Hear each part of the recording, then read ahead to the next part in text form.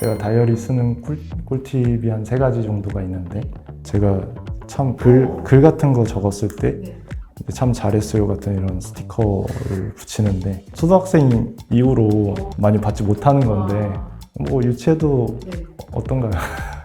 네, 이런 저만의 미션을 또 하나 걸었는데, 왼손으로 필사하기를 걸었어요. 이게 습관이 되다 보니까 너무 아무 생각 없이 명언 필사를 해서 조금 이제 왼손을 쓰다 보면 천천히 쓰게 되니까 그런 장치를 저한테 하나 걸었습니다.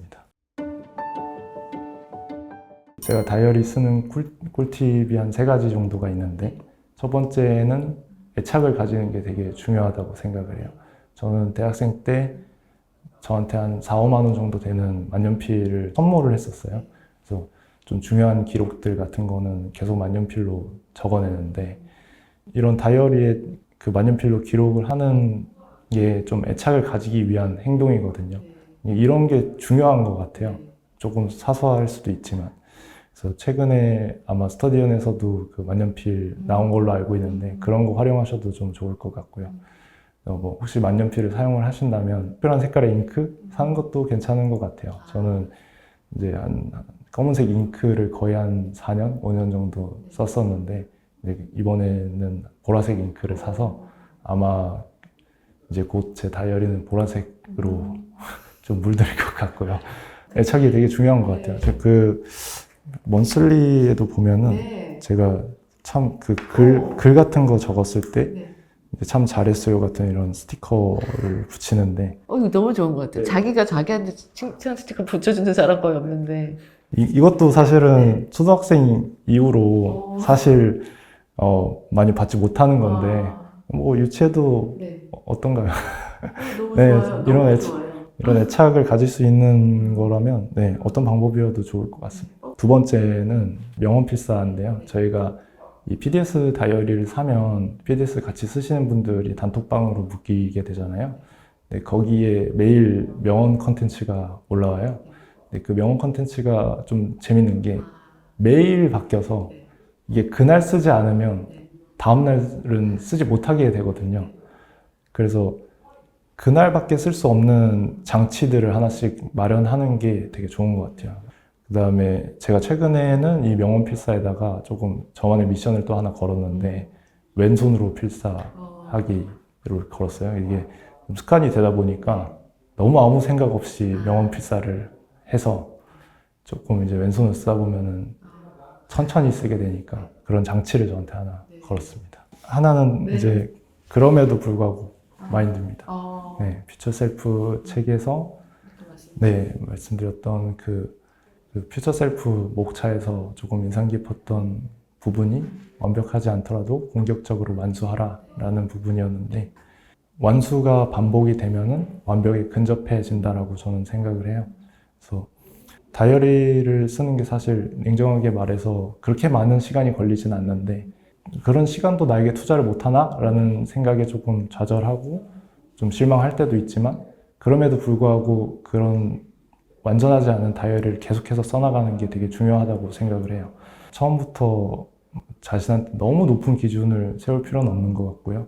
어떤 날은 플랫만 쓰는 날도 있고, 어떤 날은 2만 쓰는 날도 있고, 어떤 날은 그냥 C칸에 일기 형태로 쓰는 날만 있더라도, 그렇게 해서 계속 완수를 반복해 나가다 보면은 어느 순간 좀 충만한 다이어리가 되어 있을 거라고 생각합니다. 저도 앞으로 더 채워나가야 되고요. 경험은 단순히 당신에게 일어난 일이 아니다. 당신에게 일어난 일로 무엇을 하는지가 바로 경험이다. 라는 말이 되게 인상 깊었었거든요. 내가 깊이 숙고해보지 않은 경험은 경험이 아닐 수도 있다라는 말이 되게 신선하게 다가왔었고요. 그런 부분에 있어서 이제 PDS의 C칸이 되게 경험을 좀 밀도 있게 평가할 수 있는 좋은 장소가 되는 것 같아요. 제가 예를 들어서 오전에 아침밥을 먹고 바로 화장실을 씻으러 들어가야 되는데, 유튜브 쇼츠를 넘기다가 보니까 다시 이제 책상에 앉아가지고 좀 시간을 낭비하는 경우가 발생을 하더라고요. 그래서 아침밥을 먹으러 나올 때 아예 방문을 닫고 나오면 이제 다시 화장실 쪽으로 갈 때 방에 들어가지 말아라 라는 환경 설정을 하게 되었고요. 또 저녁에 이제 퇴근하고 나서도 그때가 사실 업무 끝나고 좀 제 퓨처 셀프 다른 것들에 집중할 수 있는 시간인데 또 그때도 유튜브나 쇼츠 같은 게 방해가 많이 되니까 특별한 일이 아니면 사용할 일이 아니면 이제 핸드폰을 무음 상태로 해놓고 이제 그 문고리에 달려있는 에코백에다가 집어 넣어버려서 완전히 차단을 해서 제 시간을 좀 확보할 수 있도록 그런 환경 설정을 하게 되더라고요. 그런 플랜하고 2로 하루를 기록하고 C로 하루를 이제 돌아보는 그런 시스템이 없었더라면 내가 시간을 어떻게 쓰고 있고 어떻게 잘 활용할 수 있을지에 대한 생각 자체를 안 했을 것 같아요. 네, 그런 부분에 있어서 C칸이 되게 중요한 것 같습니다. 저랑 되게 비슷해요. 그래서 왜 색칠은 안 하세요? 저는 지금 만년필만 거의 네. 중요하게 생각하고 있어서 좀 번지고. 좋아 보이긴 하더라고요. 그게 딱 이게 눈에 보이니까 내가 어떤 우선순위에 투자했다는 게 딱 보이니까 그게 좀 좋아 보이긴 하는데 앞으로 좀 적용해보는 시간으로. 저 완전 이런 스타일 좋아해요. 되게. 명확하게 저는 시간이 구분되어야 된다 생각하거든요. 이게 일주일 끝나고 났을 때는 요번 주 전체적으로 좀 해고하는 시간을 갖고 있고요. 요즘에는 또 여기 보시면은 우선순위 1순위, 2순위, 3순위, 1순위, 2순위, 3순위 이런 식으로 적어가지고 아직 색칠은 안 하고 있지만 네, 그런 식으로 오늘 이렇게 퓨처 셀프를 배분하고 있고 오늘 이렇게 했다라는 걸 좀 더 확실하게 보이게 하기 위해서 네, 이렇게 적고 있습니다. 퓨처 셀프 중심으로 쓰시네요, 우선순위를. 왜냐하면 이 이외에 딱히 그렇게 하는 일이 없어요. 퓨처 셀프 우선순위 3개에 집중해서 해야 되고 어차피 시간도 막 그렇게 많지는 않기 때문에 다이어리 활용법 하면서 5점 만점 기준으로 점수 매기는 건 어떻게 하세요? 처음에는 좀 이게 올해 제가 C칸을 좀 중요하다고 생각을 해서 오늘 하루를 5점 만점을 기준으로 오늘 몇 점이었는지를 처음에는 점수를 통해서 이제 기록을 하다가 이제 성찰이라는 키워드 하나만으로 좀 기록을 했었고요.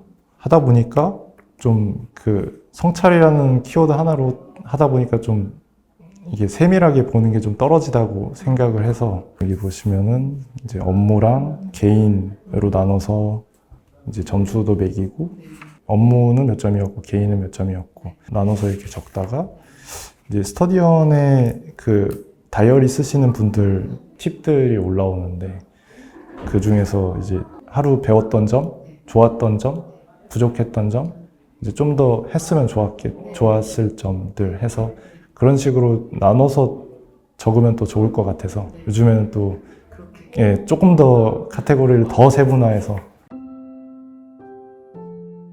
어느 순간에 삶을 돌아봤을 때 시간은 많이 흘렀는데 나는 뭘 한 거지? 라는 그런 공허감, 불안감 있는 사람들에게 좀 저는 추천을 하고 싶어요. PDS가 저는 경영이라고 생각을 하거든요. 이 경영이라는 게 어떤 조직이 어떤 일을 하기 위해서 하는 활동들을 의미하는데 계획하고 실행하고 검토하고 다시 피드백을 반영해서 계획하고 실행하고 검토하고 그런 과정들을 이제 내 인생에 접목을 하면 이 PDS 시스템을 이용해서 내 인생을 경영할 수 있다고 생각하거든요. 그렇게 내가 통제할 수 있는 것에 집중하면서 내 인생을 경영을 해간다면 그런 불안감을 좀 많이 줄일 수 있을 거라고 생각합니다.